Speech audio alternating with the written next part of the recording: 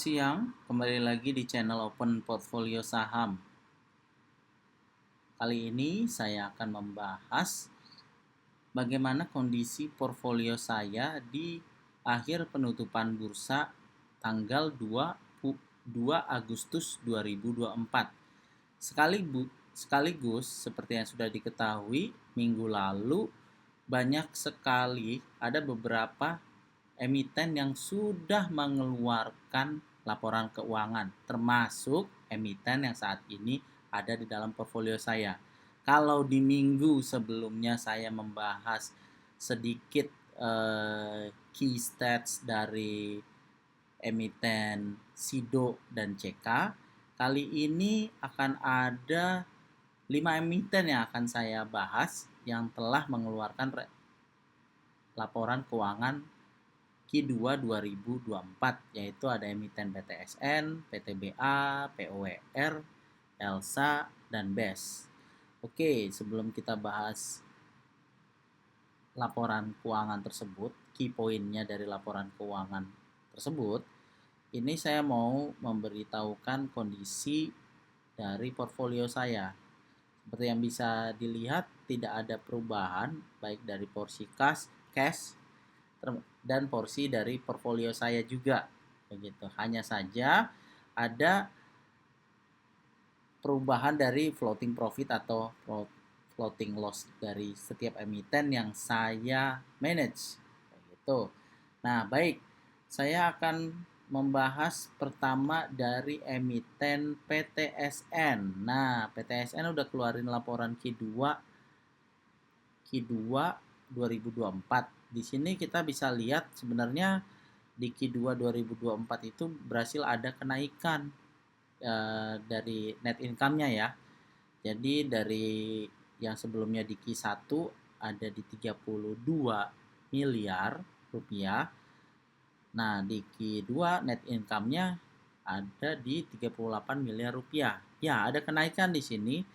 Hanya saja kalau kita bandingkan dari tahun sebelumnya, year on year, dari Q1 2024 dibandingkan dengan 2023 itu ada penurunan dari 46 miliar ke 32 miliar. Terus dari Q2-nya juga ada penurunan dari 45 miliar di 2023 menjadi 38 miliar 2024. Jadi kemungkinan ini ada dari emiten PTSN ini sendiri akan saya cut loss. Nah, kapan akan saya cut loss-nya? Itu nanti menunggu waktu yang tepat.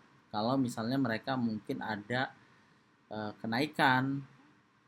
Yang jelas di bulan Agustus ini salah satu emiten yang akan saya cut loss, ini saya highlight merah, itu adalah PTSN.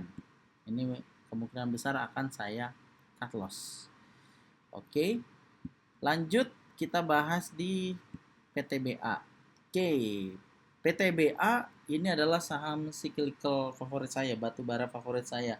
Sebenarnya ini udah ada di portfolio saya dari semenjak saya masuk ke bursa saham, yaitu di tahun lalu 2023. Jadi ini agak penilaiannya agak subjektif sebenarnya, karena ini saham yang saya benar-benar pegang dan belum ada niatan untuk melepas saham ini. Nah, kalau kita bisa lihat sih memang net income dari Q1 dan Q2-nya jika dibanding di tahun 2023 bahkan di 2022 itu mengalami penurunan karena memang harga batubara tidak seperti waktu super cycle-nya batubara di tahun 2022 atau 2023. Nah, tetapi yang saya mau highlight di sini adalah walaupun net income mereka yang kedua deh di sini sampai di angka 1,2 triliun di 2023 1,6 triliun, berarti ada penurunan ya kan. Cuma yang saya lihat dari sini adalah di sisi revenue. Nah, kita nggak lihat dari sisi net income. Dari sisi revenue sendiri di Q2 2024 itu ada di 10 triliun rupiah. Itu revenue-nya ya. Kayak gitu. Dan um, jika dibandingkan di tahun 2023 itu ada di 8,9 triliun. Jadi bisa dilihat di sini dari segi revenue aja ada kenaikan. Nah, berarti ya ada beban sehingga net income-nya mengecil seperti itu. Nah, ini saham tentunya akan saya pegang karena ini benar-benar saham penghasil kas yang benar-benar saya paling suka karena setiap bagi dividen itu tinggi dan saya benar-benar bisa ibaratnya menikmati hasil kas dari dividen PTBA. Jadi saham ini akan saya keep. Oke, lanjut ke saham POWR. Nah, emiten POWR juga mengeluarkan laporan keuangan untuk Q2 2024. Seperti yang bisa dilihat ada penurunan lagi kalau misalnya kita lihat bandingkan 2024 dan 2023 itu dari Q1-nya juga ada penurunan, Q2-nya juga ada penurunan dari 341 miliar turun ke 261 miliar. Bahkan antar Q1 perbandingan antar kuarter aja Q1 ke Q2 itu ada penurunan juga. Tapi jika kita lihat dari sisi revenue, nah bisa dilihat di sini dari 2003 2024 itu bahkan dibandingin dengan 2022 itu sebenarnya ada kenaikan revenue.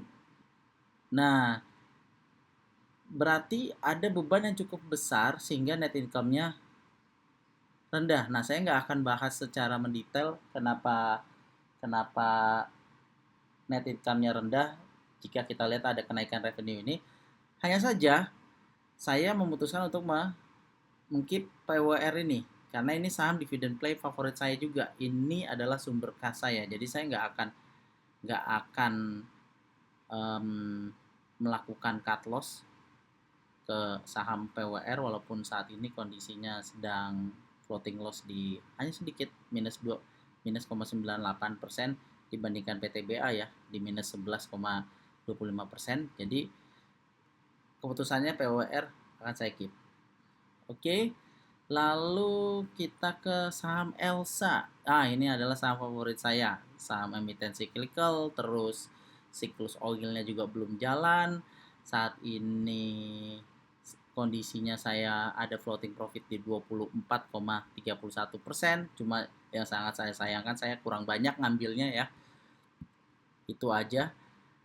Nah, dari net income-nya aja bisa dilihat Q1 dan Q2-nya cukup besar mengalami pertambahan jika dibandingkan di tahun sebelumnya 2023. Jadi tanpa pikir panjang saham ini, tanpa saya melihat secara detail, saham ini akan saya keep terus sampai nanti benar-benar kita lihat siklusnya sudah manggung benar-benar. Sehingga saya sih yakin Elsa ini adalah salah satu emiten di dalam portfolio saya yang kemungkinan akan mendapatkan bagger, bahkan bisa multi bagger. Gitu. Jadi ini akan saya keep. Lalu selanjutnya itu saham BES. Nah, ini saham BES adalah